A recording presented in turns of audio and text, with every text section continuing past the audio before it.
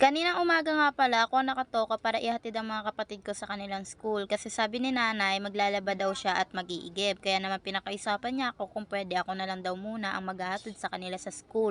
Hindi ko na nga nabidyohan yung mga susunod na pangyayari pero sa mga oras na ito ihahatid na ako ni nanay kasi ako naman ang may pasok ngayon. Sa mga hindi nakakaalam, ako hinahatid sundo nga pala ni nanay dahil nga delikado ang panahon ngayon.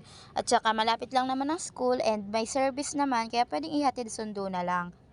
Dito nga pala ako nag-aaral sa JRCA. Fast forward, sa mga oras nga ito ay hinihintay namin ang next teacher namin dahil maaga kami dinismiss ng teacher. Hindi ko na nga nabidyohan ang mga susunod na pangyayari dahil nga bawal kami mag-cellphone sa loob ng room. At sa mga oras na ito, pauwi na kami ni nanay at nagkukwentuhan kami dito tungkol sa mga bagay-bagay. Alam yun. Natulog nga lang ako at nang kinagabihan ay umalis kami ni nanay, pumunta kami ng Pure Gold. May hinahanap kasi kami. Tignan nyo naman si madam, nakabag pa. Charot, bag ko yan, pinahawak ko lang. Bakit ba? Dumaan nga pala muna kami dito sa studio para nga magpa-picture ng ID picture kasi nga kailangan ko para sa index card na ipapasa ko para kinabukasan.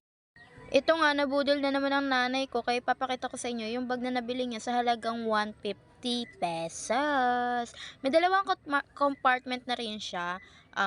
Kasya dyan yung wallet and cellphone only para lamang sa pamamalengke para safe. Fast forward nga dito, nagwa-one hand lang ako dahil wala naman akong kasama para mag-video sa akin. And nga pala, papunta nga pala ako sa Rizal nito para sunduin yung pinakamamahal kong kapatid si Chloe Collado and Siso. Huy! Ano yon? Sa mga oras na ito, kasama ko na nga ang kapatid ko at uuwi na kami. Kailangan din kasi makauwi agad dahil may tumatawag at importante. Yun lamang, salamat sa panonood!